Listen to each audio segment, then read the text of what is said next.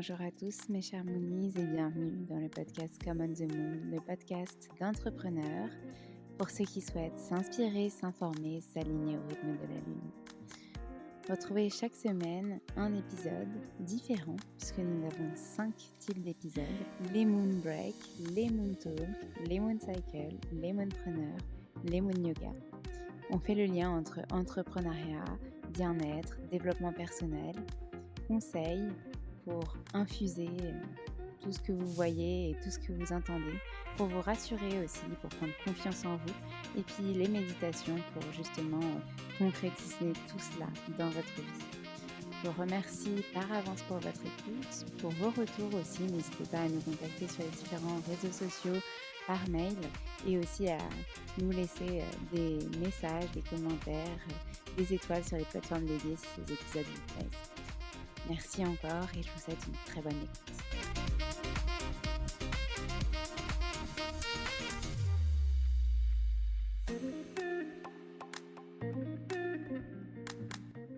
Bonjour mes chers Moonies, aujourd'hui je retrouve Charlie, le cofondateur de la marque Morphée. Morphée qui est une boîte de méditation, une boîte pour nous aider à nous endormir. Ils ont créé plusieurs produits en lien avec Morphée justement. Je vous laisse écouter Charlie qui nous en parle beaucoup mieux que moi. Je vous souhaite une très bonne écoute.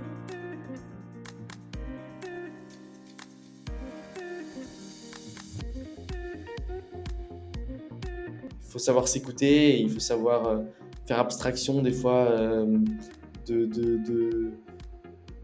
non pas de la conjoncture, mais il faut, je pense, à titre personnel, savoir faire abstraction de la situation professionnelle dans laquelle on est.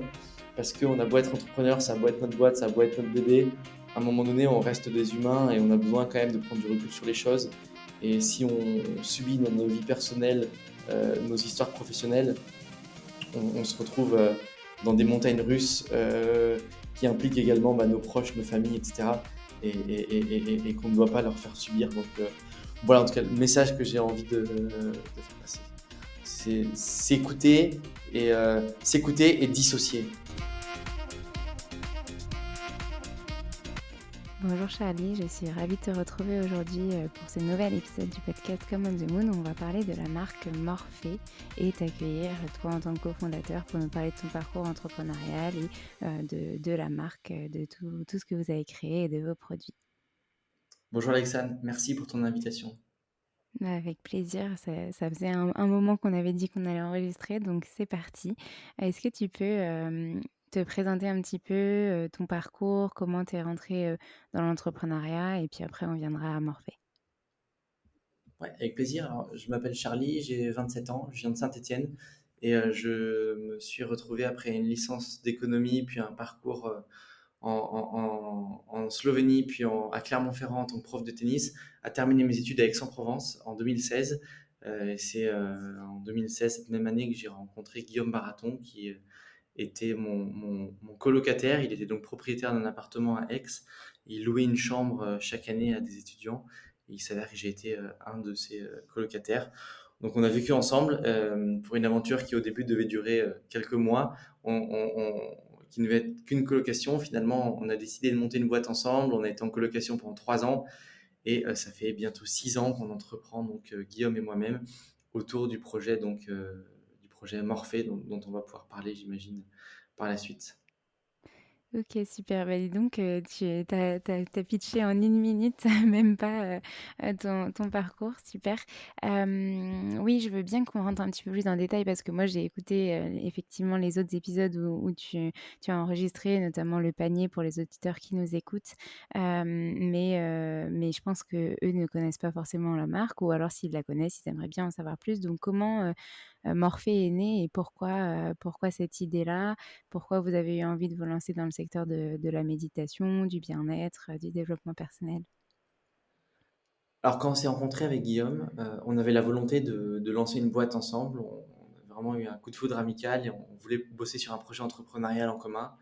Et donc Guillaume avait lui euh, une très grande expérience dans la pratique de la méditation. Quant à moi, je connaissais un petit peu la sophrologie, notamment grâce à un cadre sportif. Et donc on a décidé d'associer nos énergies et d'allier nos énergies plutôt pour monter une boîte en partant du constat que la méditation et la sophrologie pouvaient aider les insomniaques à retrouver le sommeil. Donc souvent, si on a du mal à s'endormir, c'est parce qu'on a du stress, de l'anxiété, on cogite et donc on se retrouve dans des situations qui sont très longues le soir au moment de l'endormissement. Et donc la pratique de la méditation et de la sophrologie, ça permet de ralentir le rythme cardiaque et puis surtout de faire abstraction des pensées parasites qui nous perturbent et de se concentrer sur son corps, sur sa respiration et donc d'aller vers un sommeil beaucoup plus profond et beaucoup plus réparateur. Et donc en partant de ce constat qu'en France, on avait 4 millions d'insomniaques dus au stress et à l'anxiété, on a décidé de créer avec Guillaume un objet déconnecté, et je vais y revenir, qui propose à l'intérieur un contenu créés, testés et validés par des professionnels du sommeil et de la relaxation qui permettent à nos utilisateurs de prendre en main leur sommeil de manière naturelle, sans effet secondaire, etc. Et donc pourquoi déconnecter On nous a souvent demandé pourquoi pas une app. C'est vrai qu'il y a d'autres acteurs sur le marché qui proposent une app avec du contenu qui peut être très grande qualité d'ailleurs, proche de ce qu'on peut faire nous. La grosse différence avec une app, c'est qu'on a eu la volonté de créer un objet déconnecté, c'est-à-dire qu'au moment d'aller se coucher, notre recommandation, c'est de laisser son téléphone en dehors de la chambre, ou alors au moins en mode avion, et d'avoir un objet qui est dédié au sommeil. Le téléphone, on le considère, nous, avec un demi-sourire, comme le pire ennemi du sommeil, puisque il maintient un état d'alerte. On sait qu'on peut recevoir une notification à tout moment, ce que les médecins appellent l'hypervigilance. Il crée de l'agitation parce qu'on passe d'un contenu à un autre, tout va très vite. On jongle entre une application, une nouvelle, une information, une news, une tentation, etc. Et enfin, le téléphone génère de la lumière bleue qui donc fait illusion au corps qu'il fait encore jour et qui bloque la sécrétion de mélatonine, qui est donc l'hormone du sommeil. Donc en partant de ce constat, on a voulu trouver une solution qui permette aux utilisateurs de pratiquer avec un contenu, donc de faire de la méditation guidée, sans avoir à passer par le téléphone, qui est donc le pire ennemi du sommeil. OK, c'est très, très clair. Justement, j'avais une question pour toi. Qu'est-ce que tu penses de, cet, effet, donc lumière bleue, alors je j'ai pas un super bon accent en anglais, mais True Tone, tu sais, où on a, l'écran qui se jaunit et on peut choisir une heure, sur l'iPhone notamment, pour justement pas avoir les effets de la lumière bleue. Est-ce que, vous avez pu étudier ça? Est-ce que tu as un avis sur la question? Ouais, carrément. Bah, déjà, c'est un premier pas. Un premier pas important. Moi, à titre perso, j'utilise depuis des années. Et effectivement, en fonction des téléphones, je crois que le mien l'appelle le night mode. Enlever les lumières bleues à partir de 22 heures, c'est sûr que c'est recommandé. On parle du téléphone comme étant le pire ennemi du sommeil, mais c'est les écrans de manière générale. Et donc, notre ambition, nous, c'est de proposer un objet qui permette de pratiquer sans avoir d'écran. Parce que, par exemple, la télé dans sa chambre, bah, elle a de la lumière bleue et on peut plus rarement utiliser des Mmh. applications sur la télé qui permettent d'enlever cette lumière bleue. Mais en effet, c'est un premier pas et j'invite tous vos auditeurs sur leur téléphone ou sur leurs ordinateurs à télécharger des applications. Soit il y a des applications qui sont déjà dans le système, soit des applications, moi j'utilise Flux par exemple, qui fonctionne assez bien, qui permet effectivement de régler des horaires à laquelle l'appareil arrête d'émettre de la lumière bleue et on passe en lumière jaune. Donc c'est vrai que quand les collègues passent la tête par-dessus l'épaule et voient l'écran tout jaune, ça leur fait un peu bizarre, mais en fait on s'habitue très très vite et c'est assez agréable pour les yeux. Mmh mh. Je suis d'accord Ça ne résout pas tous les et pour problèmes. les pardon? Ça ne résout pas tous les problèmes, cette lumière bleue. Donc en Mmh. effet, plus on l'évite le soir, mieux c'est. Après, reste avec le téléphone et autres écrans, tous les problèmes de l'agitation, l'hypervigilance, etc.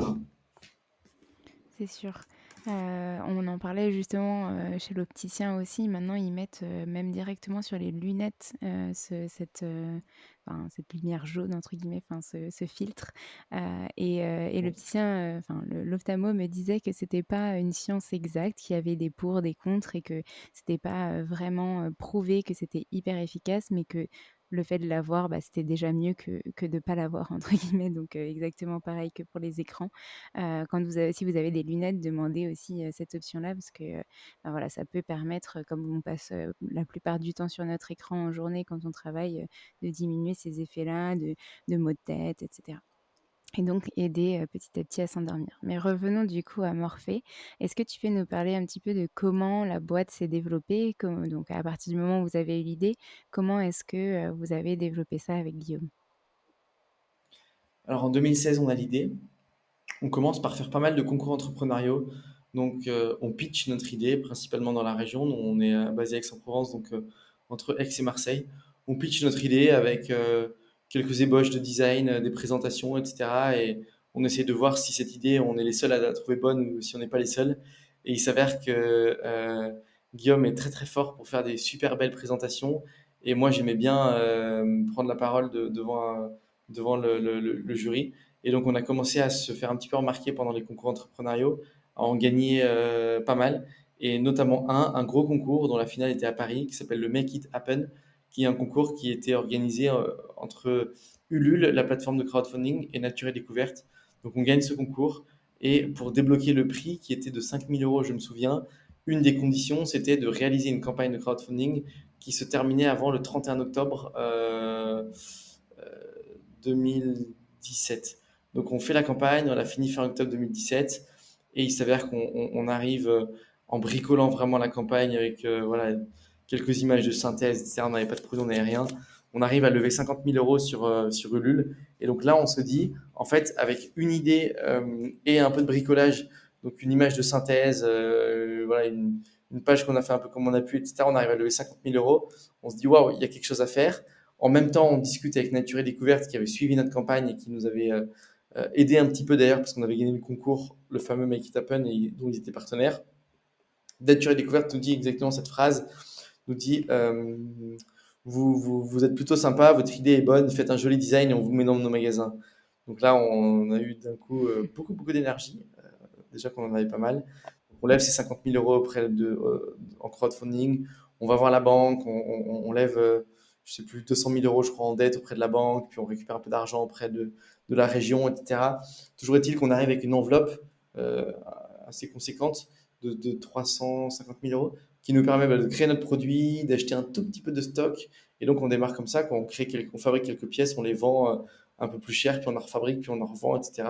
Et petit à petit, ben, on essaye à chaque fois d'en fabriquer le plus possible, d'en vendre le plus possible. Je me souviens quand on devait passer des commandes, on prenait le montant, l'argent qu'on avait sur notre compte en banque, on divisait par le coût de revient et ça nous donnait le nombre d'unités qu'on voulait commander, quoi, quelque chose près avec une mini marge de sécurité. Mais on était tellement confiants et aujourd'hui je me rends compte qu'on a pris des gros risques, mais on a bien fait. On était tellement confiants qu'on fabriquait à chaque fois le plus qu'on pouvait et on essayait d'aller les vendre, notamment chez Nature et Découverte et sur notre site internet. Et en fait, le produit, il a fait le buzz, il a assez rapidement très bien marché parce qu'on a eu des excellents retours utilisateurs sur deux choses. La première, c'est le design. Donc, je vous invite à aller voir sur notre site internet le design de nos produits qui sont assez chouettes. On en a plusieurs maintenant, on en a trois. Et enfin, l'usage. Et donc, on avait vraiment des clients parce on se doutait que ça allait marcher. On avait travaillé à fond pour que ça marche, mais tant que personne vous le dit que ça marche, on n'est jamais vraiment sûr. Et on a des clients qui nous écrivaient tous les jours et qui nous disaient, mais votre produit, il est génial. J'arrivais pas à dormir, je prenais des somnifères ou alors j'étais toujours fatigué la journée parce que j'arrivais pas à dormir. Et maintenant, ça y est, je dors comme un bébé. Et donc, nous, quand on a vu ces commentaires-là, on s'est dit, waouh, en fait, on bosse pas pour rien, quoi. On a vraiment fait un produit hyper innovant et hyper efficace. Et donc, le bouche à oreille a bien fonctionné, notre com a bien fonctionné et l'aventure a commencé à démarrer comme ça. OK et du coup, vous avez, au moment où il y a eu ces concours et cetera, vous aviez que des prototypes, enfin, une image de synthèse comme tu disais et donc du coup, vous avez pas pu faire tester le produit en amont, de ces campagnes et en amont de le lancer. Comment vous avez fait, pour, donner envie aux gens de l'acheter sans même avoir touché ou vu, un vrai produit? La promesse. Une promesse qu'on pensait pouvoir tenir, parce qu'on fait jamais des promesses dans le vent. Donc, on a fait la promesse à nos futurs utilisateurs que notre produit marcherait. Mais si on a été capable de faire cette promesse et si on s'est engagé, c'est parce que nous, à titre personnel, on était sûr que ça. Enfin, on n'est jamais sûr, mais au fond, nous, il y a quand même une petite voix qui nous disait ça va marcher, ça va marcher. Pourquoi? Parce que bah, Guillaume, il faisait de la méditation, moi je connaissais la sophrologie, euh, les gens qu'on connaissait qui pratiquaient voyaient les bénéfices sur eux. Donc, on savait que la méditation et la sophro, c'était de toute façon un outil très efficace. Après, le sujet, c'était est-ce que le contenu qu'on a développé, nous, il fonctionne? Mais bon, on s'était entouré de professionnels du sommeil, on avait vraiment fait un énorme travail de contenu. On a eu, voilà, on avait une bonne intuition, on s'est lancé et ça a fonctionné. Au final, en plus, Nature et Découverte l'avait déjà validé, même juste avec les images de synthèse. Vous avez juste dit, bon, bah, vous me créez un beau produit et puis après, on y va. Donc, et vous aviez déjà la confiance d'un très gros sur le marché du bien-être, du développement personnel. Donc, c'était gagné, entre guillemets, d'avance, mais c'est effectivement une très bonne idée et un super concept pour l'avoir testé et du coup avoir testé les autres produits dont on va parler juste après. Je valide et j'aurai des questions sur justement développer la méditation dès le plus jeune âge. Est-ce que tu peux nous parler un petit peu avant ça de comment du coup après Morphée s'est développé? Donc d'abord le premier produit Morphée et ensuite bah, votre équipe, etc. Ouais, bah alors on a notre premier produit qui a effectivement très bien fonctionné chez Nature et Découverte. Donc on a commencé à avoir une charge de travail qui a beaucoup augmenté, donc parce que forcément il y avait de la logistique, de la vente, du commerce, enfin bref, un peu de tout. Donc on a commencé à recruter tout doucement, on a été 3, puis 4, etc. Et en parallèle, on s'est quand même dit, il faut pas qu'on oublie qu'on est une entreprise qui doit rester innovante, qu'on doit continuer à fabriquer des nouveaux produits, qu'on doit aller à l'international. Donc on a doucement staffé notre équipe et on a créé un deuxième produit qui s'appelle Mon Petit Morphée, qui est un objet toujours déconnecté à destination des enfants de 3 à 8 ans et qui les accompagne en journée pour retrouver le calme et le soir pour s'endormir grâce à ce qu'on appelle des voyages méditatifs. Ce sont donc des ateliers, des histoires, pardon, où à l'intérieur il y a des ateliers de sophrologie, etc. Et en parallèle, donc, la taille de l'équipe augmentait pour pouvoir faire face à l'augmentation de la demande et au travail qu'on avait à faire. Et en parallèle, on faisait aussi un gros travail sur l'internationalisation. Toujours est-il qu'on est passé de 2 à 20, on doit être 22 aujourd'hui. Donc on est passé de 2 à 22 en 2 ans et demi. Donc c'est allé assez vite. Et de 1 à 3 produits en pareil, 2 ans et demi. Et aujourd'hui, on est vendu dans une dizaine de pays. Ok, c'est génial. Est-ce que du coup tu peux nous parler un petit peu plus de Mon Petit Morphée et nous expliquer, enfin, selon toi et selon l'équipe Morphée, pourquoi c'est important de se mettre à la méditation dès le plus jeune âge? Donc dans les auditeurs, on a des mamans potentiellement qui sont salariées, entrepreneurs et donc qui ont des enfants et qui ont peut-être parfois besoin de retrouver le calme avec eux. Donc est-ce que tu peux nous expliquer un petit peu en quoi la méditation peut vraiment aider à accompagner les enfants à s'apaiser, à s'aider à s'endormir et puis surtout à s'ouvrir à leur créativité, etc. Là, en l'occurrence, notre produit, nous, Mon Petit Morphée, il incite vraiment les enfants à pratiquer de manière ludique, puisque toute la pratique se fait à travers donc des histoires où l'enfant peut dans un premier temps choisir son animal. On a par exemple la girafe, l'éléphant, l'ours, le chat, etc. Et chaque animal peut aller se promener dans 8 univers différents. Le lac, la forêt, l'espace, le château, etc. Donc, tu peux choisir par exemple l'éléphant, puis tu l'emmènes se promener dans le château. Donc il y a un côté très ludique pour l'enfant qui passe un super moment et qui va travailler ce qu'on appelle nous des super pouvoirs parce que chaque animal et représente un super pouvoir. Par exemple, avec le chat, c'est l'autonomie, avec l'éléphant, la sagesse, avec le lion, la confiance en soi. Et donc, dans ces séances-là, on explique qu'est-ce que la confiance en soi, qu'est-ce que la sagesse, et on l'illustre à travers les animaux qui incarnent ces super pouvoirs. Et donc, ça permet à l'enfant de commencer à comprendre qu'est-ce que ça veut dire que la confiance en soi, comment on a confiance en soi, etc. Ça permet d'ouvrir aussi un dialogue entre parents et enfants. Et ça, c'est vraiment très riche. C'est un des nombreux retours qu'on a des parents, c'est l'ouverture de ce dialogue, parce qu'on n'a pas spécialement l'occasion au quotidien avec ses enfants de parler de confiance en soi, d'empathie, de générosité, etc. Mais à travers les histoires que nous, on a pu créer, qui sont très très bien conçues, c'est des sujets qui sont abordés, et donc les discussions peuvent continuer ensuite à la maison. Donc nous, en tout cas, on incite les enfants à pratiquer dès le plus jeune âge, parce que ça leur permet d'appréhender ces notions, qui sont des notions très importantes, parce que qui n'a pas besoin dans la vie de tous les jours d'avoir confiance en soi, de savoir ce qu'est l'empathie, la générosité, etc. Pour pouvoir vivre heureux. Donc, pratiquer jeune, ça permet en tout cas de commencer à comprendre un petit peu toutes ces notions-là. Donc voilà, nous, notre impact avec le produit sur la pratique des tout jeunes. Après, forcément, notre recommandation, c'est de pratiquer dès le plus jeune âge parce que bah, euh, c'est des habitudes qu'on ancre et si dès qu'on est enfant, on arrive à gérer euh, une montée d'angoisse, une crise de stress ou un problème de sommeil grâce à des ateliers très simples de respiration, de visualisation, de cohérence cardiaque, etc.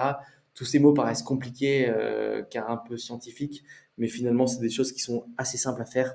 Bah, ça permet ensuite, je pense, d'aborder sa vie d'adulte différemment si en tant qu'enfant, on est déjà à l'aise avec toutes ces techniques. Mmh. Je suis complètement d'accord. Bon, bah, pour l'aparté, je suis, professeure de yoga, à côté et j'enseigne aux enfants, pour, les auditeurs qui ne le savent pas et donc du coup, j'ai trouvé, que l'approche méditative pour les enfants était hyper intéressante, notamment par le biais d'histoires parce que, justement ça permet de controverser un petit peu cette pensée que la méditation doit être tout le temps quelque chose de calme, quelque chose, qui est fait pour les adultes, pour s'apaiser, etc. Alors que ben, un enfant, il n'aura pas du tout la même capacité qu'un adulte. Et d'ailleurs, on ne parle pas de capacité, mais en termes de concentration, c'est pas la même chose. Et puis, il fonctionne différemment. Et donc, avoir un outil adapté pour lui, pour commencer sa pratique, pour justement. Et donc, je te demande ça pour la méditation parce que pour le yoga, c'est exactement pareil. Ancrer des pratiques comme ça dès le plus jeune âge pour pouvoir bah, accueillir les potentiels moments de stress ou d'anxiété, etc., à l'âge adulte, beaucoup plus sereinement et facilement, entre guillemets. Mais en tout cas, la méditation et le yoga, je suis persuadée que ça se couple très, très bien. Euh, et donc, du coup, par rapport à ça, euh, pour lorsque vous avez donc développé ce produit-là, est-ce que cette fois-ci, vous avez pu le faire tester à des enfants? Comment ça s'est passé? Ouais, pendant qu'on concevait le produit, on avait donc les fameuses séances qu'on écrivait. Euh, et les séances, on les envoyait, c'était nos équipes en interne qui les testaient, mais aussi des personnes extérieures. Les séances étaient lues, donc n'étaient pas enregistrées, étaient lues à des enfants le soir et ça nous permettait de comprendre qu'est-ce qui fonctionne pas. Parce qu'au début, pour rentrer un peu dans le détail, on avait créé des histoires qui étaient très ludiques, qui étaient géniales. Nous, en tant qu'adultes, on adorait lire ces séances, c'était vraiment le bonheur. Mais sauf que les enfants, bah, en fait, ça les excitait le soir parce que c'était des séances où il y avait l'enfant, il montait dans une fusée, il allait sur Mars, il bougeait, il rencontrait des extraterrestres, etc. Il lui arrivait plein d'histoires, donc c'était assez sympa à lire. Mais par contre, bah, c'était la distraction, quoi. C'était pas du retour au calme, etc. Donc, on a vraiment fait un travail entre auteur et sophrologue. Donc, souvent, on travaille en binôme pour pouvoir concevoir des histoires qui soient efficaces. Et donc, effectivement, on les testait très régulièrement sur des enfants cobayes. Cobaye, d'accord. Bah, super. Et donc on est arrivé, à ce produit et dans un autre épisode de podcast, tu expliques la différence entre justement Mon Petit Morphée et les boîtes à histoires qu'on connaît, d'autres marques qui sont disponibles. Est-ce que tu peux nous expliquer, voilà, quelle est, la différence entre, les deux outils? Ouais, effectivement, il y a beaucoup de boîtes à histoires aujourd'hui sur le marché. Nous, on ne se considère vraiment pas comme une boîte à histoires dans la mesure où la majeure partie des boîtes à histoires, les boîtes à histoires, elles diffusent un contenu qui est très ludique, tourne autour de l'imaginaire, etc., qui est plus un contenu, c'est plus du divertissement. Quand nous, on a une approche vraiment relaxation, méditation, sophrologie, donc avec une caution de la part de professionnels de la santé puisqu'il faut savoir que nos produits ils sont validés par un réseau de prescripteurs. On a 1500 professionnels de la santé en France qui sont des naturopathes, des sophrologues, des ostéopathes, des psychologues, des centres du sommeil, des médecins, enfin, voilà, tout un tas de professionnels de la santé qui ont validé notre produit, qui le recommandent à leurs patients ou à leurs clients. Et donc on a vraiment, nous, cette approche autour de la santé. Donc on est assez différent de toutes ces boîtes à histoires dans la mesure où on propose un contenu autour du bien-être, de la relaxation et de la méditation. OK. Donc on a vu, Morphée. Tu pourras nous redire peut-être, vraiment donc la cible Morphée, c'est vraiment, pour les adultes, pour les aider, à s'endormir, donc à garder sur la table de chevet. Ensuite, on a, et tu compléteras bien sûr si je suis pas assez précise, le petit Morphée pour les enfants, avec la même chose, mais aussi qui peut accompagner en pleine journée. Et ce troisième produit qui est le Morphée Zen, est-ce que tu veux bien nous en parler? Bien sûr, pour la première fois, on a voulu sortir de la chambre à coucher puisqu'on a redéfini les missions et les ambitions de notre société. Et donc, notre tropisme, c'est vraiment la santé holistique. Donc, on voulait une approche plus générale de la santé. Donc, on a créé ce produit qui s'appelle donc Morphézen, qui contient des séances de méditation à destination des adultes et qui permet de gérer en journée des situations stressantes, anxiogènes. Ça peut être un rendez-vous, un entretien, une interview, un examen euh, médical ou scolaire ou autre. En tout cas, n'importe quel sujet qui amène du stress. Le Morphézen, c'est un produit qui est nomade, qui est toujours déconnecté, qui nous accompagne dans ces moments de vie du quotidien et qui nous propose des séances de 4 à 5 minutes pour faire redescendre la pression quand on arrive dans ces moments de stress importants.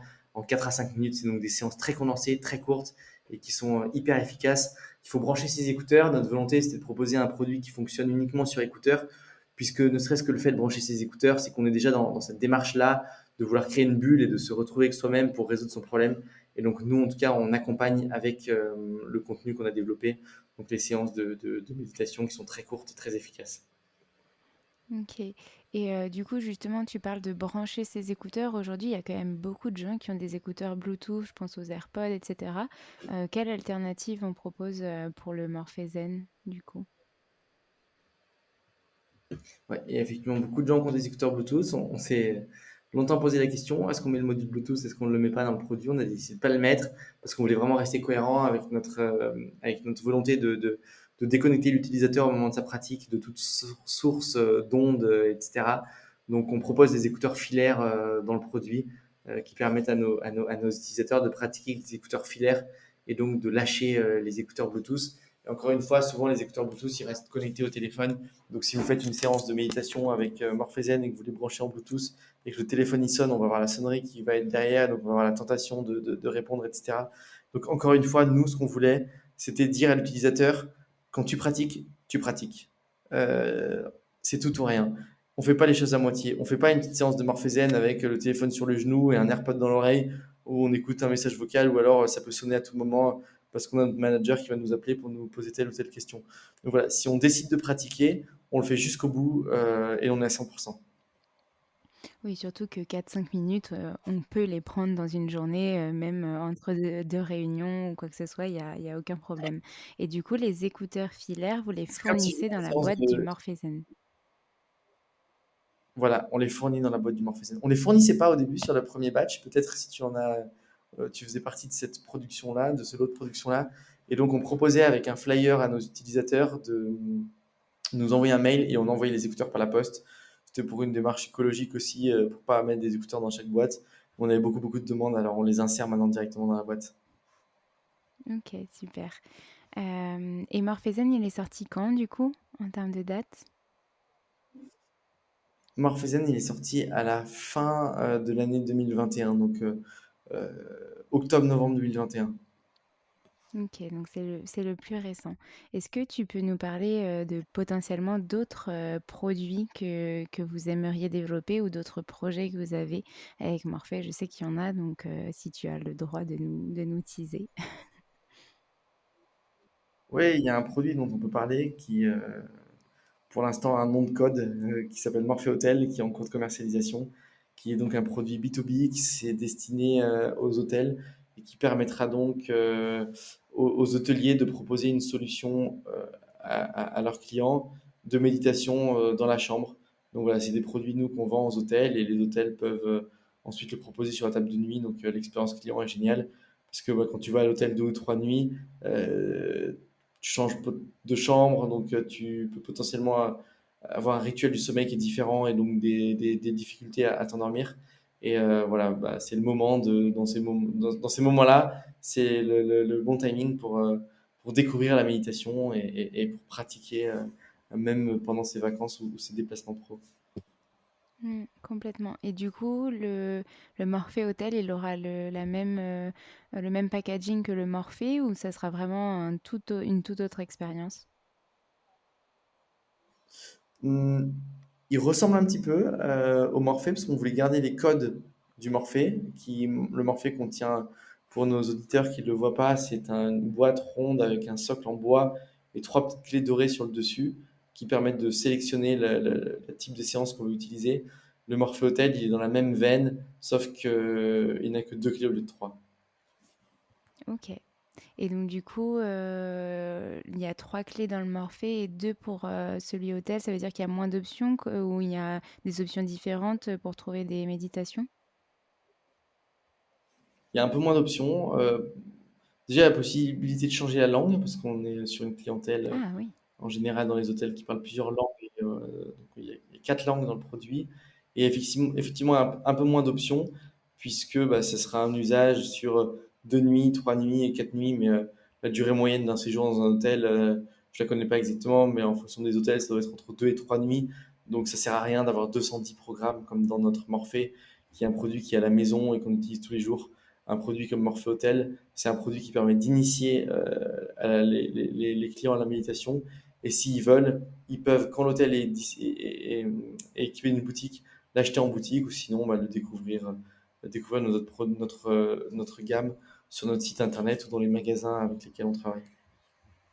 C'est super ça, qu'il y ait plusieurs langues pour justement, accueillir, toutes les personnes, qui viennent, en France ou d'autres pays étrangers, parce qu'effectivement, j'imagine que donc votre Morphée, donc le produit de base est traduit selon le pays dans lequel on l'achète, mais qu'a priori, le Morphée Hôtel, il est censé être, un peu partout le même pour accueillir les clients et les touristes donc ouais, une belle option et donc tu le dis là, ça paraît évident, mais c'est vrai que j'y avais pas du tout pensé quand, tu en as parlé.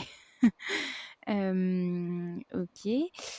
J'avais une autre question par rapport à, donc pendant toute, voilà, la création, depuis le début de la création de Morphée, de vos 3 produits, je suppose que vous avez rencontré, parfois des contraintes, des galères, business, à surmonter.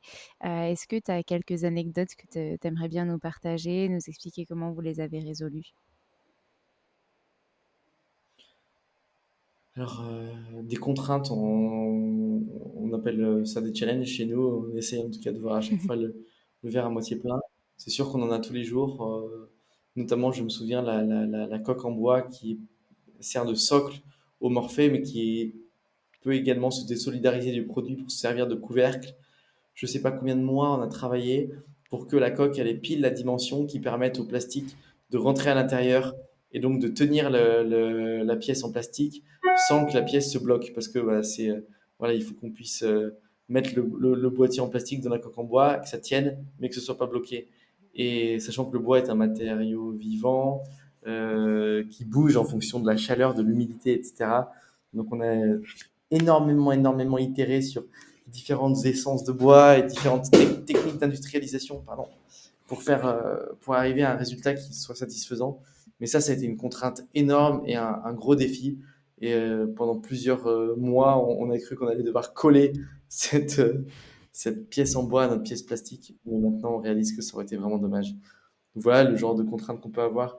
Après, on n'a pas spécialement eu de problèmes business énormes. On en a, j'ai envie de dire, un peu tous les jours, mais c'est les aléas ou alors plutôt les joies de l'entrepreneuriat. Et alors, en joie d'entrepreneuriat, est-ce que tu as quelque chose, qui revient peut-être, régulièrement, auquel tu es confronté? Alors on parle souvent de montagnes russes, parce que dans une journée, tu as prévu quelque chose et puis tu as toujours, ben, voilà, des aléas, des challenges comme tu dis, qui arrivent. Est-ce que tu en as, qui vraiment, tu te demandes pourquoi ils reviennent à chaque fois? Non, mais ouais, on a toujours plein de choses. Il y a toujours plein de choses qui doivent être gérées. Et je pense que le propre même de l'entrepreneur qui réussit, c'est celui bah, d'arriver à affronter tous ces événements, tout cet inconnu, parce que finalement, on passe notre vie dans l'inconnu à faire des projections, parce que les institutions financières ou autres, la logistique, etc., nous imposent de faire des prévisions. Mais sauf que moi, j'ai pas de boule de cristal chez moi et personne n'a de boule de cristal à la maison, en tout cas dans nos équipes.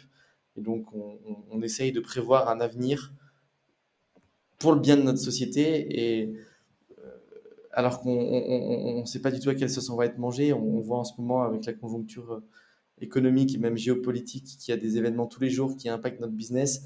Donc, on passe notre temps à revoir nos prévisions, à revoir notre copie, etc. Et ça, j'ai vraiment la sensation que c'est un sujet qui est commun à tous les entrepreneurs et c'est un sujet qui doit être bien vécu parce que sinon, on peut se retrouver dans des situations délicates en termes de santé mentale. Et nous, on fait très attention à notre santé mentale. Et tu vois, je m'étais permis de repousser ce podcast de 15 jours parce que j'étais dans une période un petit peu surchargée et fatiguée il y a une quinzaine de jours. Et donc, je sentais que j'avais besoin de temps pour moi. Et voilà, il faut savoir s'écouter et il faut savoir faire abstraction des fois de non pas de la conjoncture, mais il faut, je pense, à titre personnel, savoir faire abstraction de la situation professionnelle dans laquelle on est. Parce qu'on a beau être entrepreneur, ça a beau être notre boîte, ça a beau être notre bébé, à un moment donné, on reste des humains et on a besoin quand même de prendre du recul sur les choses. Et si on subit dans nos vies personnelles nos histoires professionnelles, on se retrouve dans des montagnes russes qui impliquent également nos proches, nos familles, etc. Et qu'on ne doit pas leur faire subir. Donc voilà, en tout cas, le message que j'ai envie de faire passer, c'est s'écouter et dissocier. Super, merci Charlie. Bah, du coup, tu m'as fait une super intro pour ma prochaine question qui est: est-ce que tu aurais 3 conseils, alors plus ou moins, peu importe, tu en as déjà donné, pour nos auditeurs qui souhaitent se lancer ou qui se sont déjà lancés, mais qui voilà, rencontreraient des petites craintes, des petits freins pour se lancer à leur Ouais, compte? moi je suis scolaire, hein, tu me demandes 3 conseils, je vais donner 3, m'appliquer pour donner 3 conseils. Le premier conseil que je donnerais, c'est éclatez-vous, parce que c'est un marathon, c'est pas un sprint, donc il vaut mieux s'amuser. Et au quotidien, quelqu'un, Mathias, et je lui fais un coucou, me disait, qui était un coach en startup, qui nous a beaucoup aidé, me disait toujours la règle du 80-20. Tu dois être à 80% de kiff et 20% de trucs chiants, parce que c'est sûr qu'il y a toujours des choses qui nous amusent pas, de l'admin, des papiers, etc. Tant que ça représente 20%, c'est acceptable et que le 80% d'autres, on s'éclate, tout est bon. Donc voilà, comme c'est un marathon, si on s'éclate pas au quotidien, je pense qu'on peut pas tenir sur du long terme. Le deuxième conseil serait entourez-vous.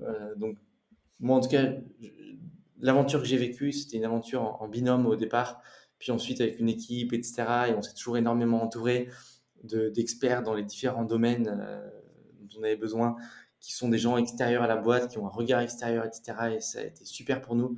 Donc je ne pourrais que conseiller aux gens de s'entourer, soit à travers une association, soit à travers du mentorat ou un autre ou autre. Et la troisième chose, je reviens sur le conseil sur lequel je terminais, mais dissocier vie pro et vie perso, parce que effectivement, ça a beau être notre projet, notre bébé, comme tout le monde l'appelle, notre projet qui coule dans les veines, on reste quand même avant tout derrière le projet, il y a un porteur de projet. Et moi, c'est marrant, on m'a plusieurs fois posé la question dans des événements de networking, mais vous avez quel âge? Et je réponds tout le temps 27 ans. On me dit non, non, mais pas vous, la boîte.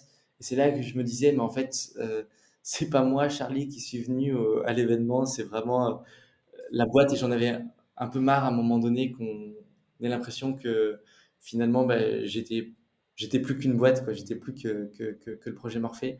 Ou même quand vous vous retrouvez dans des événements, dans des discussions avec des potes, etc. Et la première chose qu'on vous dit, c'est bon, alors, comment va le business?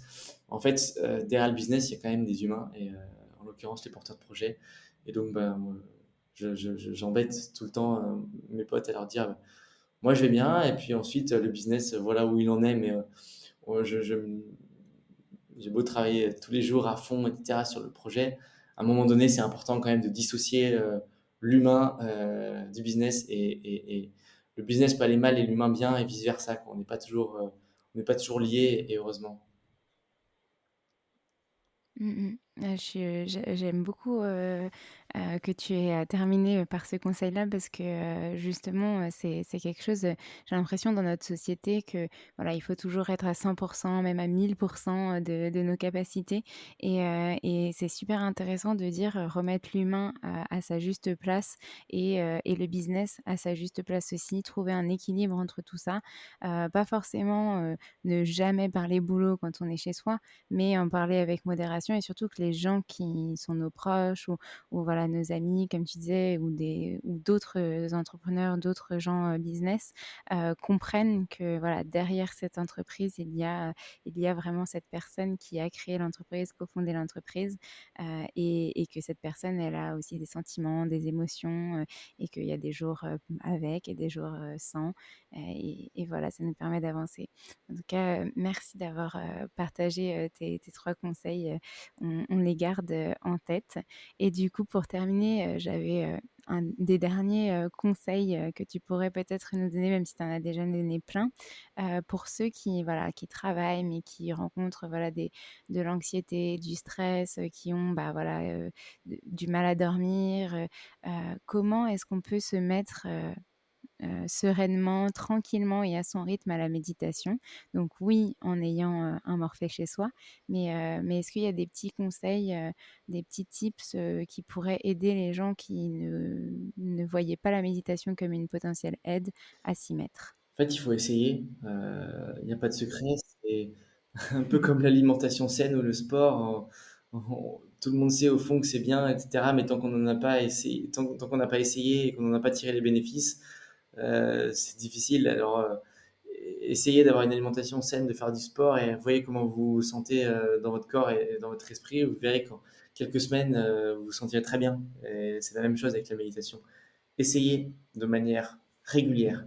Pas besoin de commencer et de se dire: «Je vais méditer, 45 minutes par jour». On peut très bien démarrer et méditer, 5 minutes par jour, ça suffit largement pour commencer à ressentir les premiers bénéfices et ensuite, c'est un conseil que je donne souvent, mais dans la vie de tous les jours, essayer d'appréhender les choses différemment, donc d'être dans le moment présent, quand on fait des activités très simples, hein.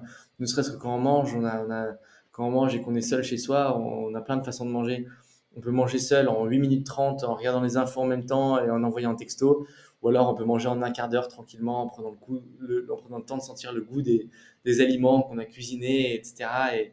Et c'est complètement différent. Et donc être dans le moment présent, savoir prendre le temps et tout simplement respirer parce que c'est un autre conseil que je prodigue, mais on a tendance dans nos journées millimétrées à la seconde, d'en oublier de respirer convenablement. Et donc, ne serait-ce que prendre 5 minutes et respirer au grand air, euh, c'est un conseil.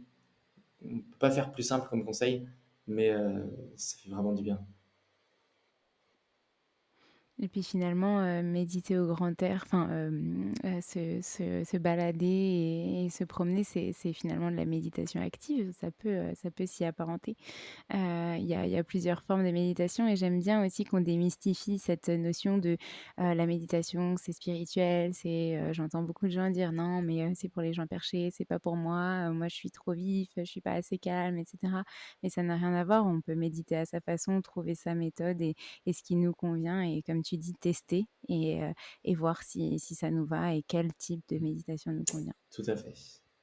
Et si vraiment on est trop stressé et qu'on a des gros conflits, moi je regarde des vidéos sur YouTube où je regarde la taille d'un humain par rapport à l'univers. Et donc, regarde, c'est une vidéo où il montre la taille d'un humain moyen à 1,70 m, je sais pas. Puis ensuite, tu vois la taille d'une voiture, puis la taille d'un immeuble, puis la taille de la Terre, puis la taille des grosses planètes, puis la taille de l'univers, etc. Et puis après, tu te dis, mais en fait, quand tu as un conflit avec ton voisin, par exemple, on est juste ces deux toutes petites choses qui sont en conflit. Vu la taille de l'univers, c'est deux toutes petites choses dans l'univers qui ont un conflit, finalement, c'est pas si grave. Moi, ça m'aide à prendre du recul des fois quand j'ai des problèmes au quotidien. Ah, c'est super comme image, j'avais jamais pensé à ça. Bon, bah, on regardera les petites vidéos YouTube, de l'univers. Est-ce que tu aurais un dernier petit message à faire passer? Alors je parle parfois de dédicace, mais ça peut être, une citation que tu aimes bien, pour, voilà, clôturer notre épisode. Alors, j'aurais peut-être dû lire les questions avant de démarrer, de commencer ce podcast pour la préparer. Non, non, pas grand-chose à ajouter, si ce n'est que peut-être que j'ai été un petit peu alarmiste sur la fin de mon passage, mais j'ai jamais pris autant de plaisir que dans l'entrepreneuriat. Donc, c'est mon expérience personnelle. Forcément, j'ai envie de dire à tout le monde, entreprenez, lancez-vous, montez des boîtes, vivez de vos projets, essayez de vivre de vos projets. Enfin, voilà, et j'ai envie de faire passer ce message parce que moi, à titre personnel, l'entrepreneuriat aura été une source de bonheur, de satisfaction et de fierté telle que j'ai envie que tout le monde vive ça un jour. C'est pas universel, hein, parce que certains vont trouver tout ça à travers le sport, d'autres à travers la lecture, d'autres à travers la musique, etc. Moi, j'ai trouvé à travers l'entrepreneuriat. Et donc, en tout cas, si vous sentez que l'entrepreneuriat peut être un vecteur de ces états-là, bah alors il n'y a même plus de questions à se poser et foncez. Super. Ben, écoute, j'ai rien à rajouter si ce n'est te remercier pour tous ces partages, pour ta patience et puis ta confiance aussi. Et puis, ben, j'espère qu'on se reverra très vite. Avec plaisir. Merci Alexandre.